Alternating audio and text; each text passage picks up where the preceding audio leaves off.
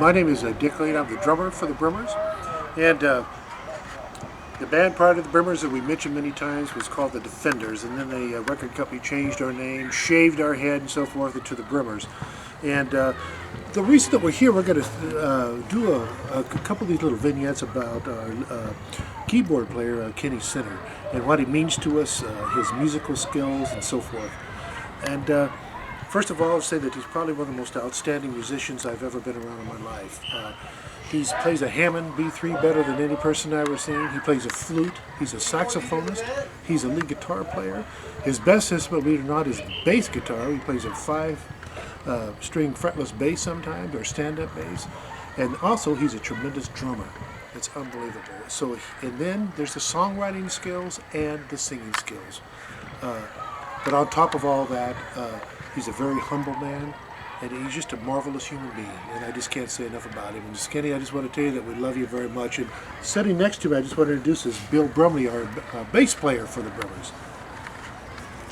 You know, Kenny traveled with me a lot. It seemed like it was you and Sluggo together, and me and Skinny, and he just always amazed me at his musical skills, but he was something else. We always accused him of taking his jackets, and the way he pressed them was putting them between the cushions and the springs on the couch, and then we would all sit on them, and then he would put them on, and they were totally wrinkled. They looked like somebody took them and just wadded them all up. But he sometimes looked like a mess over there, and I've never ever heard anybody make noises like he did when he was sleeping. He could rattle trees down the street and stuff like that. But we had a great time. We just always clicked. I'll never forget. We were taking off one time, and Kenny told me his mother sent word and said, "Bill, take care of Kenny." And I'm like, this guy's 100 pounds heavier than me and 4 inches taller than me, and I'm supposed to take care of him. But Kenny, I tell you what, you're one of my best friends. I love you, I appreciate you, and words are never going to ever say what I really feel toward you. Hey, Bill, I'd like to mention one other thing. You shared a story. We were playing in San Francisco, and somebody sent you guys to a nightclub. Oh. Yeah, that was. They had decided to play a trick on us, and they said, if you're in San Francisco, you got to go by this, whatever the name was, and they gave us directions. It was off an alley.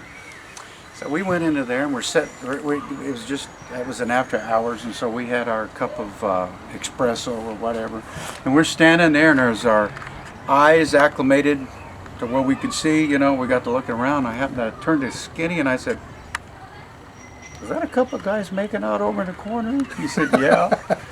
I said, "That a couple of gals dancing out there?" "Yeah."